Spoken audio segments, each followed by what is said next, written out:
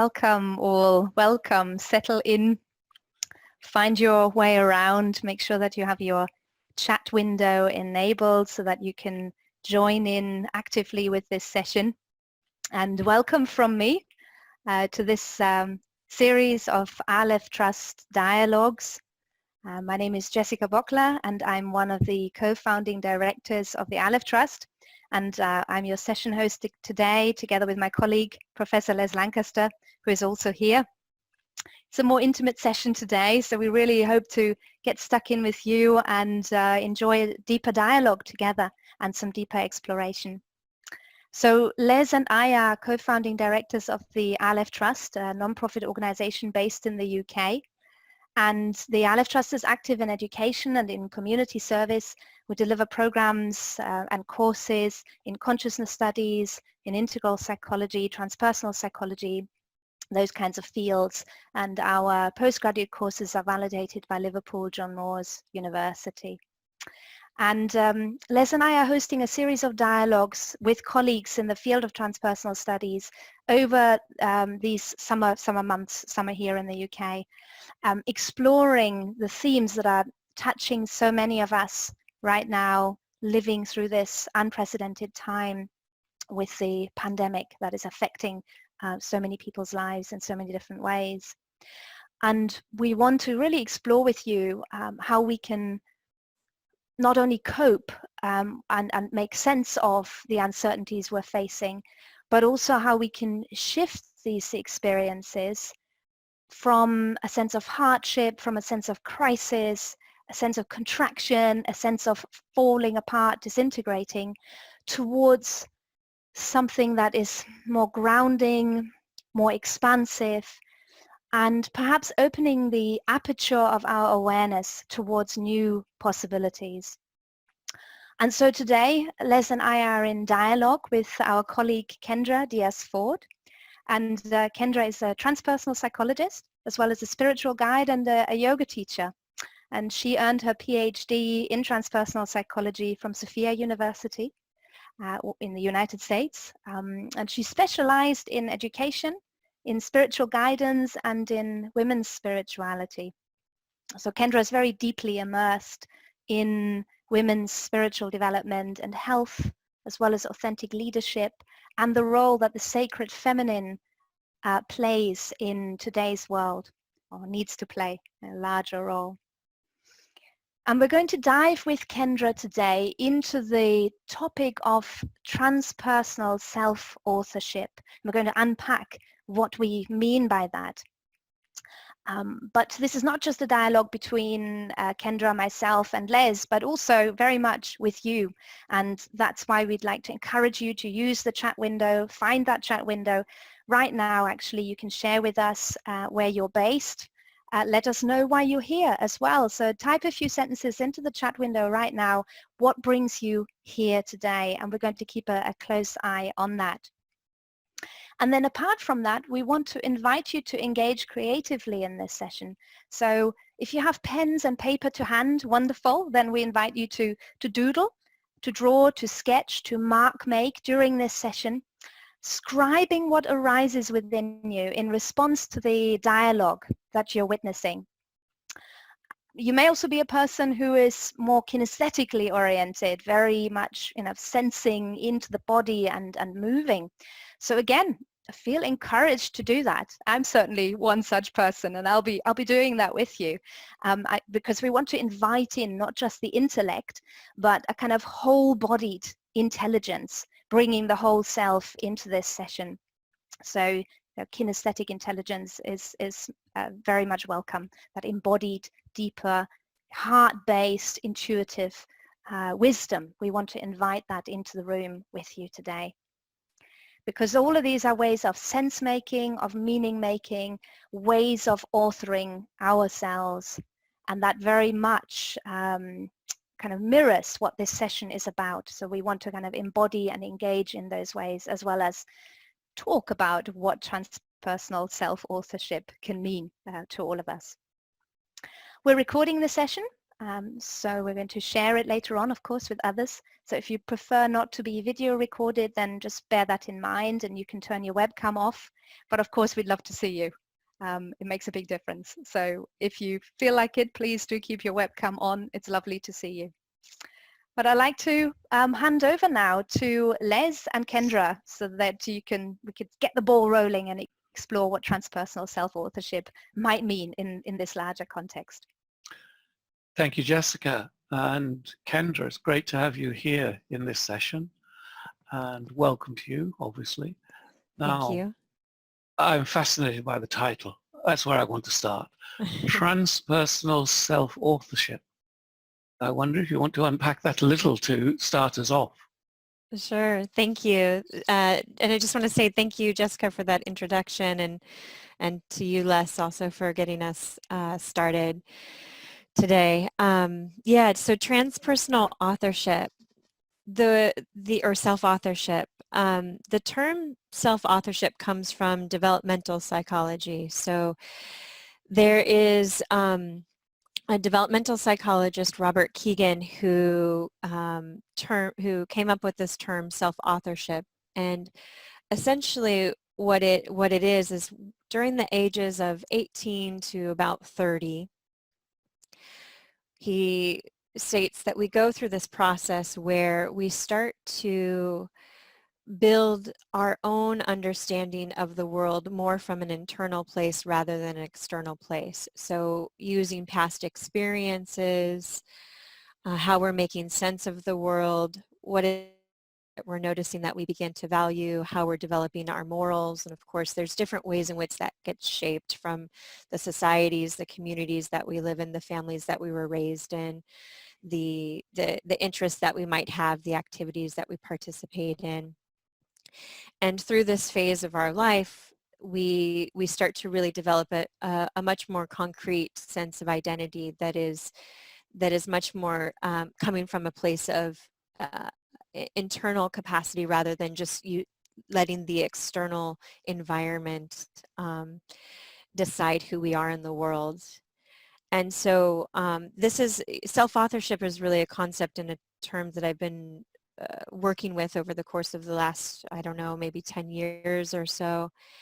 And it's only recently that I paired it together with transpersonal to come up with transpersonal self-authorship. So, you know, it's a new concept, I think, even for me to put these two together. So in some ways, it's an emergent concept. And how I'm looking at it, or the way in which I've sort of been evolving it in my own understanding, is especially within context of what's happening in the world. So, you know, in my experience and in some of the experiences of others that I've had conversations with just during this time of COVID and Corona, is that there's been this major breakdown. There's been a way in which perhaps the identities that we as, you know, individuals were associating ourselves with, let's say, you know, here in America, we often say when we meet somebody, you know, one of the first questions that you often get asked is, well, what do you do? And we're not asking about what it is that you like to do, but what's your job, essentially. And so a lot of people's identities are really woven with their job title. And so let's say, for instance, that job no longer exists because, you know, because of Corona, right? So who are you without that title, right? Who are you when the breakdown starts to happen? And so transpersonal self-authorship was really this idea of when you've already established your identity and understanding or construct of who you are in the world, and this kind of breakdown happens where that identity perhaps is no longer relevant, and perhaps there's a big relief that it's no longer relevant. It's an opportunity to look at, well, what are my values today? And perhaps because we're having this experience, I mean, I think that we all in some way can agree that, right, we've had this common experience. We're all going through a global pandemic together. Even though each of us are having our own unique experiences within this common experience, there's a way in which we immediately as human beings were brought into relationship with the wholeness of each other. And, transpersonal meaning, there's several different ways in which we define it, but, one way we define it is being whole, right? Being this interconnected wholeness that we have with each other. And so, thinking about transpersonal self-authorship, I think it's another opportunity to go through that constructive, process of building identity, perhaps with a set of different values or different viewpoints or ways of connecting to self and connecting to self with others, and perhaps to look at some of the areas that, in that phase of time when identity was being constructed, perhaps there were parts of the self that were ignored or left out, not because, for any part, each individual would have their own unique reasons for that, but, with this type of breakdown, we sometimes come into deep connection with what we weren't paying attention to. Right, and so right. It's an opportunity for that. It's so many points spark in relation to what you're saying there. And so I've got a number of, of questions that seem to come through just listening to you. And I can imagine that others will as well. And of course, there's the chat window, just to remind everyone. And later we'll get into a question and answer with everyone who's participating. So I'm thinking that maybe there's a slight tension in the title itself. Mm-hmm. Transpersonal self-authorship, because I mean you mentioned Keegan, and that's a very constructivist approach, I would say, and yes, you explained that very well, that we create our world, we create our sense of self, etc. And yet on the transpersonal side, I think some would want to say that there's a part of ourselves that we don't construct. Maybe I hesitate to use the word, but in a religious age, it would have been called soul. Yeah, something that that maybe the transpersonal part of the equation, as it were, is about connecting with something deeper within oneself that's already there. Mm-hmm. It's part of your heritage. Mm-hmm. And this is the tension, isn't it? That side of it versus actually the sense of self that I am aware of day by day is constructed. And that's where the point you raise, about all the values and how, the current pandemic, that's all part of the construction. So I wonder if there is that tension. Do you think there's a tension there? Yeah, and you know what word comes up for me when you bring that up is the word paradox, right? The way in which they're both existing, but not in negation of each other, but in relationship to each other. And I think that perhaps is maybe, I think what you're highlighting is a really important piece, because, some of this breakdown, right? If there is this sort of falling apart of this identity that we've identified ourselves with so strongly, what is there when the breakdown happens, right? Is it this part of ourselves that's always been there, that's just been waiting to be revealed, mm-hmm. right? That we're just now noticed, and then what happens? I think that's really the part for me. I think that is part of the emergent quality of this concept, is when those identities or those constructs break down, or when you've had the opportunity to be broken open, and you notice that you're still there, that there's still something there. Well, then what? What is then the constructing process, right? Then what happens? How do you then rebuild?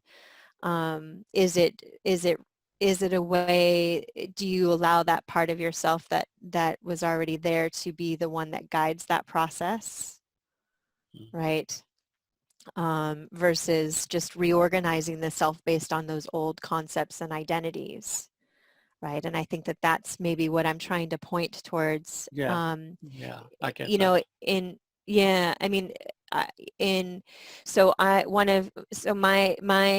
spiritual practice is based in Tantra, and I've been practicing authentic Shakta Tantra for about 12 years now. And there's sort of this idea that the practices they aren't to sort of build yourself through the practice, but rather to release the veils that are clouding your own ability to see who you really are.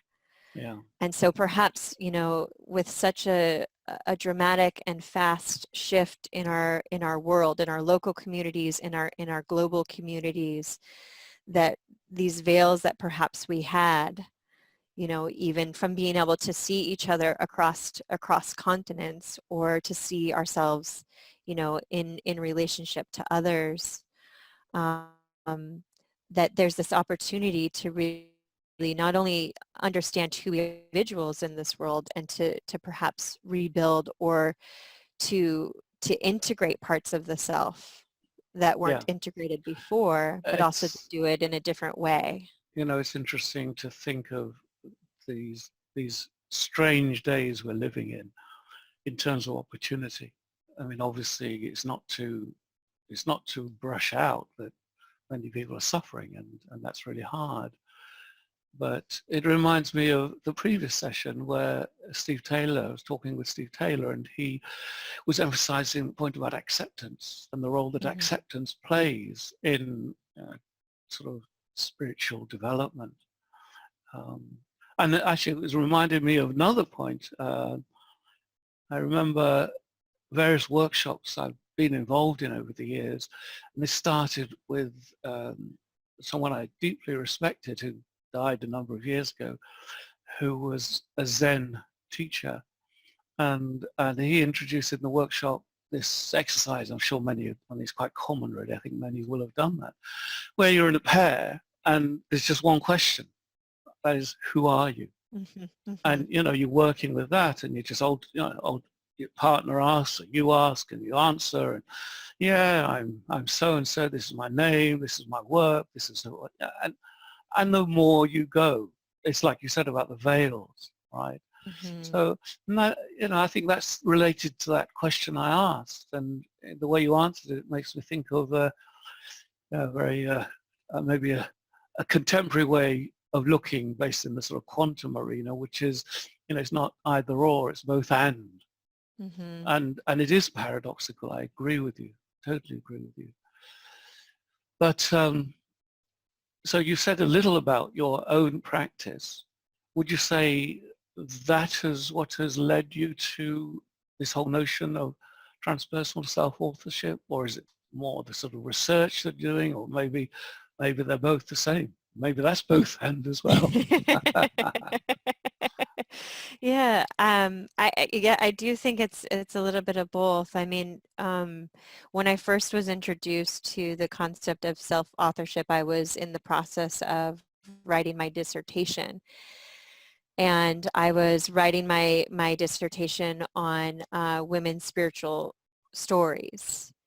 And in in in asking women about their spiritual stories, they were revealing the ways in which some very specific challenges that they had had in their lives shaped the way in which they then built their identity after that experience. And I too, when I was, you know, subsequently, actually, when I first started my graduate studies, I think the year I started was 2008, 2009. I can't remember the exact year. I also went through a pretty big experience in my life where everything that I thought was important in my life all of a sudden was no longer important. And I felt very grateful that I had not only the structure of my graduate school and community there, but also my spiritual community to help me frame and understand, you know, sort of give a container, if you will, to help me look at, well, if I no longer have the foundation that I thought was the foundation of my life, what is the foundation that I'm going to then live from?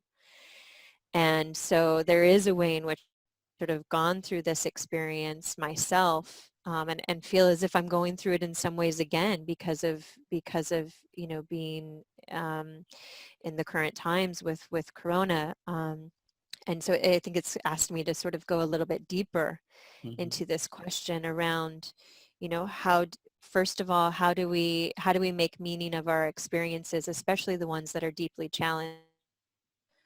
What do we do when the parts of ourselves, or even the everything about ourselves we thought was important and relevant, all of a sudden become unimportant?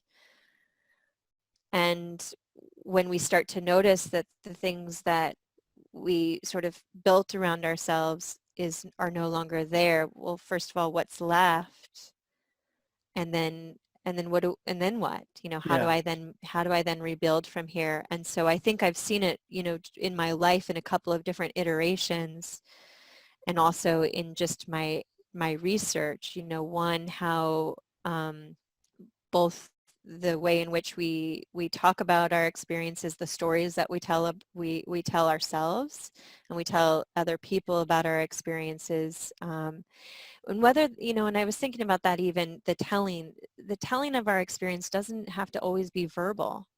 It can be through, if you're a dancer, there's ways in which we, these stories are also living within the body. It's not just about how the mind constructs and how the mind makes meaning, but it's also how the body makes meaning and how the body presence is, Indeed, you indeed. know. And also, it's not just individual. I mean, I think that's the point you're making in relation to the pandemic at the moment. I mean, I think, Right. this notion of breaking down and breaking through, if you read the mystical spiritual literature, is that the dark night of the soul, different, Yes. different crises. And of course, I think, many of the people here, students who come onto our programs, uh, many, if not most, have been through those kinds of experiences, I think. But, Yes. there's different levels, different scale on which those experiences occur. But I think the point, I think this will be the last question, but I just wanted to raise this point about the levels of organization. So, you're talking about the individual, and it seems to me that there's correspondence in all things in a way. That's another mystical idea. So, there is the individual's narrative, which creates self, or their sense of their role in the larger. And so now we're in the larger. We're part of communities, all kinds of different communities, from just the sort of groups that we're involved in, and then to the level of the country, beyond, a global community. And I think it is an interesting way, and I'll frame it in the way of a question, but I think I'm just sort of making that point for myself as well, that just as there's a way in which the self is being created as a narrative, so the collective self, the collective story, is being recreated through these days. And maybe, maybe this is getting a bit over spiritual or mystical, but, maybe that's what's going on. The larger whole is challenging us because a new narrative needs to be born. I mean, I think I can agree with you on that statement, Les. I think you said it really well. I think that, and I think that as a result of that, it just continues to loop back into each other, right?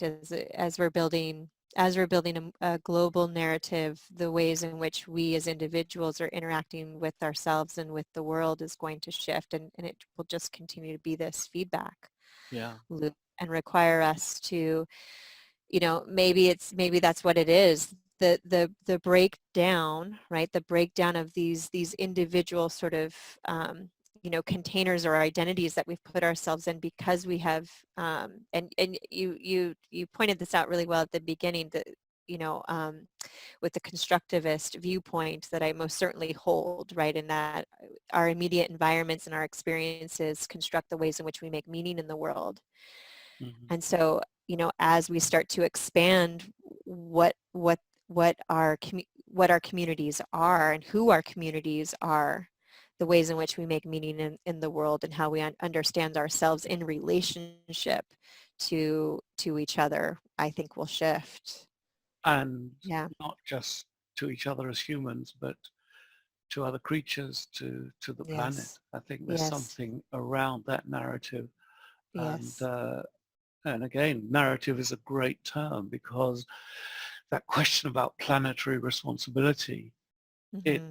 it's difficult to pinpoint what's the objectivity. There's arguments one way or another, climate change, there's human effects, not human effects. But at some point, and I think we've seen this over the last 5 years, I would say, at some point the narrative shifts.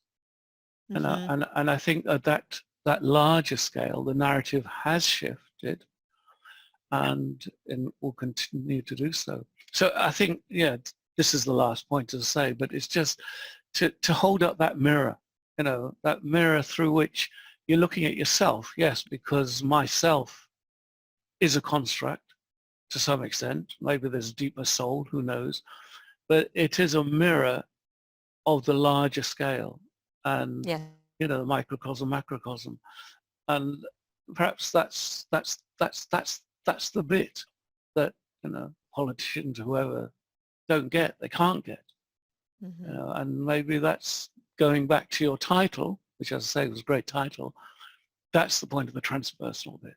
The transpersonal is recognizing these different levels, and that gives us more responsibility. Absolutely. Yeah. And recognizing it within each other. And I think it goes back, as you were mentioning narrative, going back to that idea of narrative or story, it's that, as we communicate these stories and then we communicate it to somebody perhaps we've just met, and we see them go, yeah, that's my experience too. There's a way in which those raw experiences that we've been having are then not only reflected back to us, but then that's the way in which we start to then build a deeper understanding, because we see, oh yeah, there's this acknowledgement that, yeah, you too had that experience, even though you've had it in your own unique way, but there's a similarity that we all can connect to. That's great. I think that's really important, and we'll end there because I think that is a really important aspect.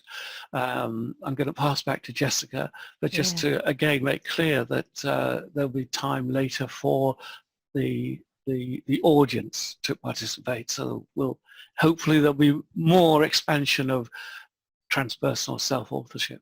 Thank you, Kendra. Thank you, Les. Thank you, Kendra and Les. And as I've been listening to you, I've been sensing into the body and noticing what's stirring for me. I've been drawing as well and mapping the words and what's been sort of emerging in terms of my imagery and the kind of movement impulses. What have I been noticing? And what stuck with me is the word breakdown. And it appeared like a zigzag line. It felt like a bolt of lightning, very hot, very tense. And then the breakdown of the word into break and down. Break in the sense of something disintegrating, but also something pausing. So it can be a break, can be a pause, it can be a place of disintegration. Yeah, it can be those two things, which is kind of fascinating really, actually, isn't it, when you look into that word. And the downward sensation was very strong as well. And the image that emerged for me was that of the earth. And I'm saying that and I'm feeling my feet on the earth. And that sense of the larger collective body that we're all inhabiting and connecting to. And I'd like to invite you all now to explore that in your own body. Your own body. We're all one body in a sense. Let's feel into our collective body. Let's sense inward a little. So This might just be a little adjustment of your posture on the chair. If you're happy to stand up because you are more drawn towards moving, then feel free to do that. But just take a moment to pause and allow that descent from the mental energy into the more body-centered space. Maybe your eyes are closed. Maybe you're lowering your eyelids. Arriving home into the body. Notice where you're landing as I'm saying that. Is that in the heart space? Noticing the flow of the breath. Is it more in the belly? Noticing a sense of impulse, action, wanting to initiate something, or perhaps it's a more contemplative space. Just notice where you are right now in your own body.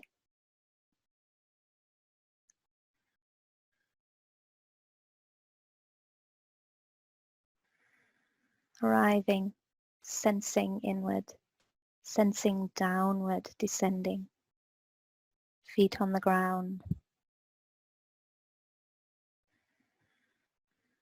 And maybe you can notice how you're holding yourself.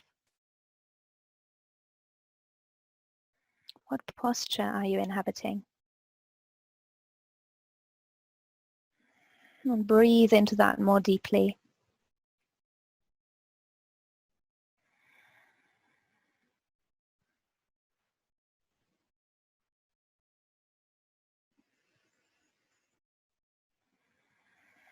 Really allow our awareness to sink into the embodied sensations.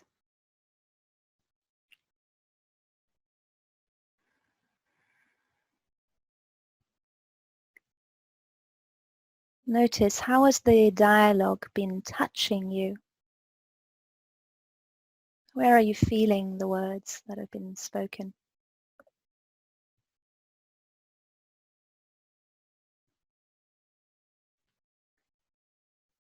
As I'm saying that, I'm noticing a movement sensation in the knees, slight vibration.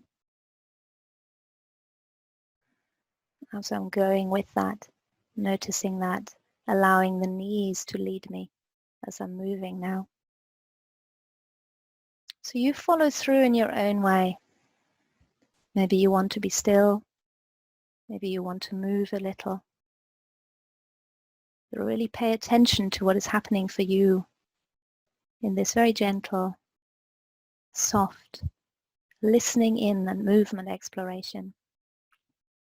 It can be small movement. It could be just embodied sensing.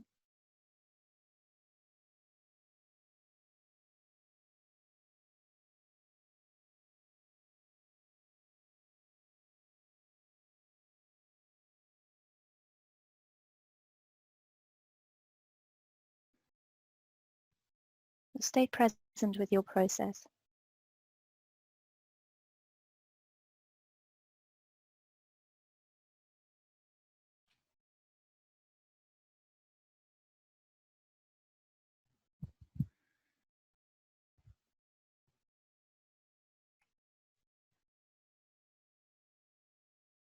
Now, if you have pen and paper, I'd like to invite you to shift medium. Pick up a pen and do a little doodling on the paper. Noticing what movement patterns want to manifest on the page. Allow the imagination to roam freely. Let the body lead. If you don't have pen and paper, you can use your fingers on the table. Play with your fingers, let your fingers draw. If you don't have a table, draw in the air. So shifting to a drawing, doodling, mark-making medium.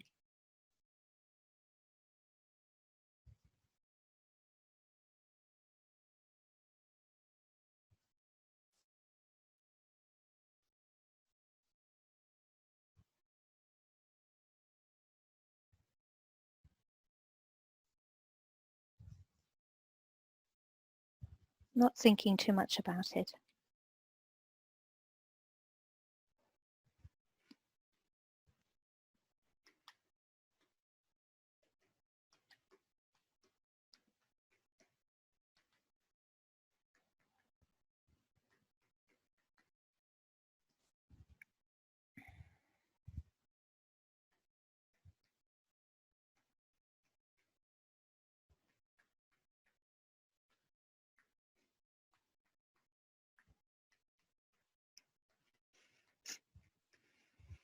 Remember to stay connected to the body and the breath as you're doing this. So allowing yourself to play a little on the page, but not losing yourself in the mind, in the process. So keep this embodied. It's almost as if you're dancing on the paper.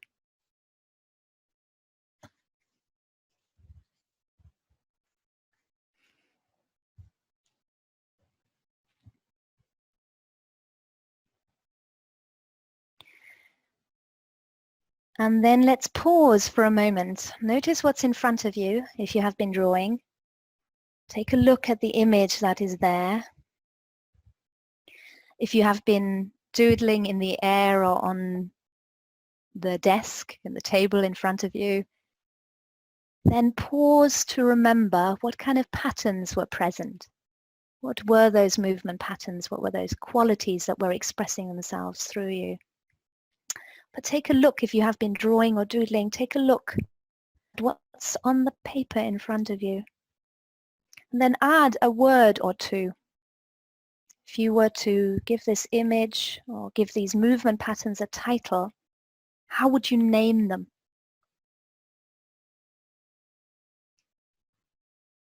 And feel free to add these words to the page.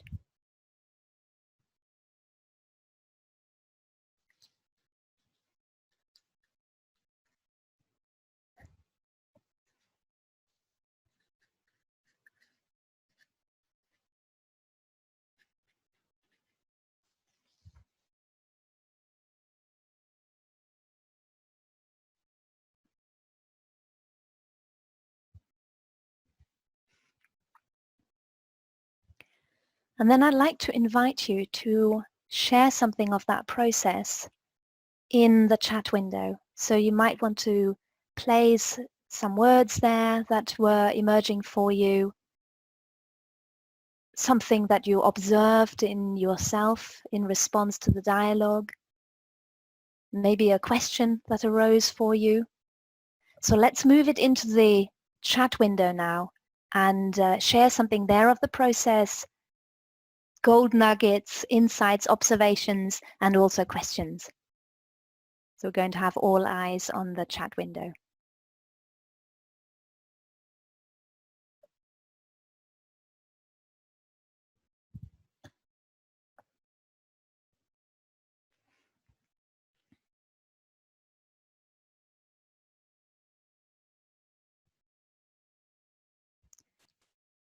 Mirella writes, growing roots, achieving balance.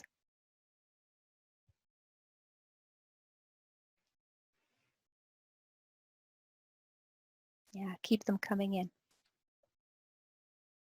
2020, the year of two worlds, says Owen. Sensing the two. 2020, two twos, huh? Unseen nature, says Shannon. Unseen nature. And Yanni writes, an internal whirlpool that evolves to the outside. An internal whirlpool that evolves to the outside. Okay, what a fascinating image. I'm just feeling into that as I'm reading it. And then Owen has a vase of flowers. And Sharifa, flow and gratitude. Flow and gratitude. Owen writes, a free bird of the breath.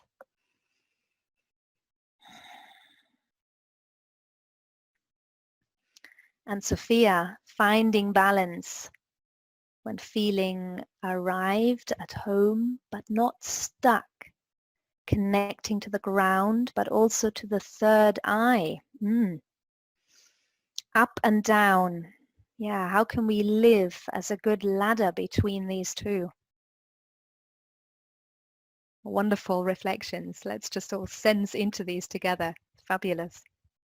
Concentric vessels, writes Les. Smaller inside the larger. From Sue, connected, complex, and simple. From Ruth, the drawing gives me a sense of a body of water undulating. And from Cecilia, an inner oval, a whirlpool deepening into the body. An ordered typhoon somehow. We're getting these beautiful koans. They seem to be, these pairs of opposites that are animating our experience. Keep them coming. They're really wonderful. I'd like to invite you also to put some questions into the chat window now. Anything you'd like to ask Kendra, anything you'd like to follow up there, please feel free to do so. And I'm passing back over to Les.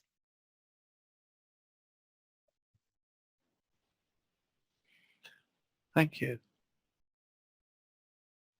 So, yeah, we enter the time for questions. Actually, I'll bring in Nick as well, because Nick, you may have been looking. I don't know if there are any specific questions that are coming in the chat window, but so Nick, if there are, you can perhaps articulate those.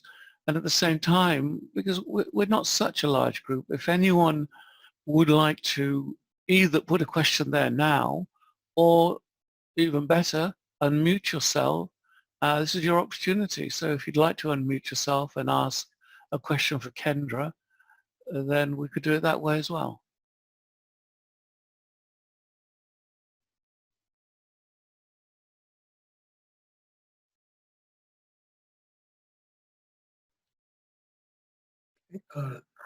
Guess this is for Kendra from Cecilia. Can I read some more of your women's spiritual stories? Yes, certainly. The research that I did for my dissertation is published, although I think it's perhaps accessible only through academic databases. I don't have it. I don't have some of these published in other locations. So it depends, Celia, if you have access to an academic database or not. You can actually read the entire dissertation, or perhaps less, maybe you have a suggestion for that. Well, I was wondering, I don't want to put more work in your direction, Kendra, but there we have, the Aleph Trust has a blog, so it might be that you could just write a simple piece which brings some of those stories in. I think people would be very interested in that. I would be happy to do that. Yeah, so maybe that's a stay tuned. Yeah, so thank you, Cecilia. That was I'd be happy to do that. I'm going to write a note to myself so that I don't forget. And so I was looking whether there's other questions. I'm not seeing any right now. So again, encourage people to put questions. That until there are more questions, I have questions. I always have questions. And I was wondering, I mean, this may, be beyond the research you were doing, but maybe you've got some general thoughts, because you're talking about specifically women's spiritual narrative or stories. It seems to me that there are gender differences, and again, thinking about the times we're living through, this question of gender is such a big question at the moment. And I wonder if it's sort of tied in on a larger scale with all these disruptions that seem to be heading in our direction. So yeah, the question in there is, well, the simple part of the question is, are male spiritual stories different from female, but you may not have researched that specifically. And the larger question, I think, in there is, is about the sort of the changing face of spirituality in our day, and whether the shifting sense of gender is a part of that change in spiritual narratives in some way. Yeah. If you see what I mean. Yeah, and I see. I mean, and there's a few questions in there in what you were asking, and to go to the first question that you were asking around if the stories are different. And I would say to that, it really depends on what the dominant narrative is. Some of my research really focused on hidden experiences that women have, or taboo experiences that women go through, and the ways in which the dominant narrative doesn't allow space for those stories to be heard or to be told. And I think that can be true for anybody, regardless of gender, especially right now, because gender, what is gender? There's gender fluidity. There's a way in which the youth talk about gender that is different than the way we talk about gender. Yeah. And so I think it really goes into, what is the dominant narrative? And for those who are outside of that dominant narrative, what are their experiences that aren't actually being reflected back? And I think that's where it comes to the importance of telling stories, is that when we see our narrative reflected back to us, that's when we start to develop and gain power and understanding, and power in the sense of, I mean, like empowerment, like an understanding or an evolving of our own self within that. So I think that answers part of your question, but there was a second question in there that I sort of lost, perhaps in my reflection. No, I think you answered the second question, which is about the more fluidity around gender. Mm-hmm. I noticed that Cecilia has cheated by asking me a question. That's not allowed. What new narrative might emerge, do you think, Les? So my answer to that is a later one in this series will be Jessica and myself talking, so maybe I'll talk about that on that occasion.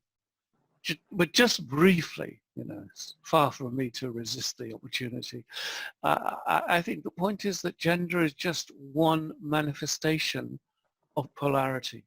Yeah, mm-hmm. Or complementarity. I mean, again, that's paradox talked about before, mm-hmm. and I think that there's so many polarities / complementarities that are brought to the fore by this pandemic. It's really, I think it's uncanny, actually, the way in which, like older, younger, why should this virus seem to be selective in relation to the age of those who succumb to it? Now, if you look historically, I mean, of course, there's been many pandemics, and generally they probably were more dangerous to younger people. So what's going on now? It's as if there's something out of balance between the generations. Mm-hmm. So it's not just gender, there's a whole range of where the balance lies in our cultures, in our societies. So I think it is interesting. I'm quoting from Owen there, the bisexual hermaphrodite god / goddess. Yeah. Yeah. All right. We do have a question here. And Sue has asked, do you think the timing of this pandemic, the wake-up call the world has been waiting for, is evidence or proof of higher intelligence at work? I mean, that certainly gets into sort of esoteric, quite spiritual concepts. And, I think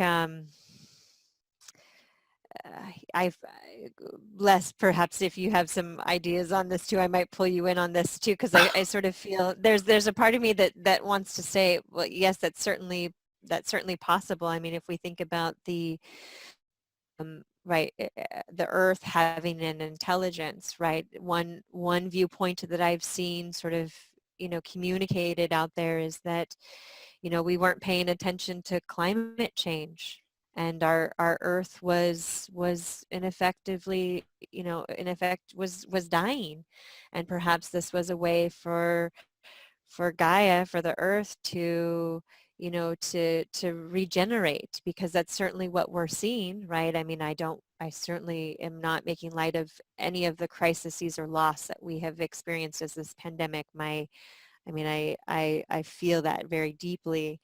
And I've also seen, how, the skies have cleared. I mean, if I remember kind of even towards the beginning, seeing photos of Delhi, and you could actually see the sky. And if you've ever been to India, if you've been in one of the larger cities, it's, you can't see the sky.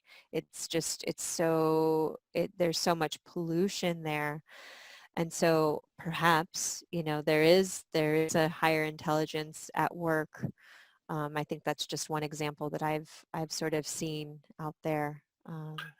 And just come in, Sue Bradley, going back to the last point about polarity, has brought in, I think, a really important point when I was talking about polarities, and she's mentioned about Black Lives Matter, which, of course, when you look at it in that way, in terms of the balance and so on, as I was saying, I think that's hugely, hugely part of what is unfolding. But coming back to the question about higher intelligence, since you invited me to come in, Kendra, I would say, this is what I would say, either yes or no. In other words, it's one of those questions.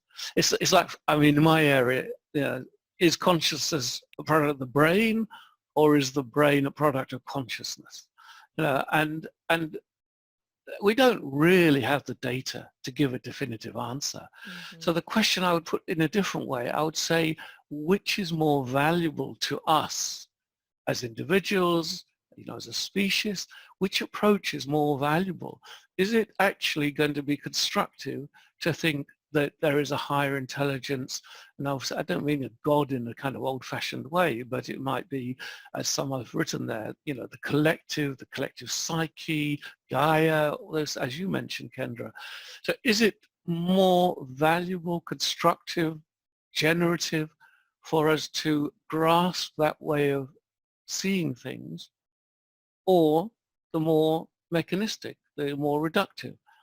And I know what my answer to that is. So, the answer is not, do we have the data to really answer the question? No, we don't. But do we know what the consequences of taking one position or the other are? What is the consequence? Yes, we do know the answer to that. We know that taking the larger scale always opens up greater possibilities, and it's more healing in the long run. Yeah, and I think, what you just said too, Les, kind of just brings me back to, just what we've been talking about today in regard to, how we open ourselves up to new possibilities and new ways of living our lives, and living our lives as individuals, and living our lives in community, and how we build that, how we construct that. And if we hold this paradox, right, that we are individuals in the world, of course this comes from my own perspective, right, if we are individuals in this world who construct our identities and sense of self within the world via the environments that we live in, and we are also connected at a much deeper level than that, or we have a level of knowing that is beyond, if you will, those constructed identities that we have built or that we have come to live with, then perhaps the process, or is really this process of paradox isn't just sort of this static thing, but it's a living way in which we are learning to evolve or to grow into a state of wholeness and holding all of this. Yeah. So I think I'm going to pass back to Jessica for the closing shortly. I just wonder if there's any particular practice that you think, is appropriate. I think you kind of alluded to them as we've gone along. Is there anything else you would like to say around practice? And I think the practice that you brought up was a really great one, the who am I? Mm-hmm. Or who are you? You can certainly do it as an individual practice, so it becomes who am I? I think, you have to do what works when it comes to practices. I think, for me, the practice of meditation and going inward and also, moving the body were practices that helped me uncover some of these parts of myself that I just, couldn't see or I needed to recognize. And so I think when it comes to practices, I always say, you have to do what works for you. And, as you're doing what works for you, meant for me, or at least the point that I hold, is that the hope is that whatever practice you're engaging with, it's into a deeper relationship with that part of yourself that is inside and is the wise part of yourself that can help you see with more clarity who you are in the world. That's great. Thank you so much, Kendra. Thank you. Pass back to Jessica at this point. Thank you very much. I've been listening in, and at the same time there's been another voice that's entered into my space. My cat arrived halfway through. Just want to say hello. And she's been quite vocal. So it also reminded me of that sense of, again, opening the aperture of awareness and connecting beyond ourselves, right? When we're speaking of that deeper source, something perhaps flowing through us, informing us, and also her and the wider body of the earth and the ecosystems that we're a part of. It feels so crucial for all of us to hold that in our awareness. And I say these words and then that feels so lofty, when some people are in very deep crisis, having lost their job, struggling at home with children and all of that. But it's this both and, that we're dealing with acute crisis and we're needing to navigate through those. And then we're also holding in awareness the larger. And I think I want to leave you with that thought of this both and a number of you have brought this up in your comments on the chat window. So we want to deepen into these themes with you over the coming months. If you want to come back, you're most welcome. So on screen right now, you're seeing the dialogues that are scheduled to take place in August, September, and October. So please do come back, and please also feel free to follow up with us. So you can reach us through the website, you can email us. We'd love to hear your questions, and we would really love to nurture an ongoing dialogue with you. So we hope to see you again, and we thank you for joining us today and for bringing yourselves in. And as always, I wish we had more time to dive into these questions and explorations more deeply, because there's so much here that we're all sitting with and that we're all working through. But yeah, a big thanks to Kendra and Les for holding the dialogue. And again, thank you to all of you for being here today. Perhaps you want to unmute yourselves and say goodbye. That would be lovely. Thanks, Kendra. Thanks, everyone. Take care. Bye-bye. Thank you. Thank you, everybody. Thank you so much. Bye. Thanks. Thanks. Thank you. Very fulfilling experience. Thank you.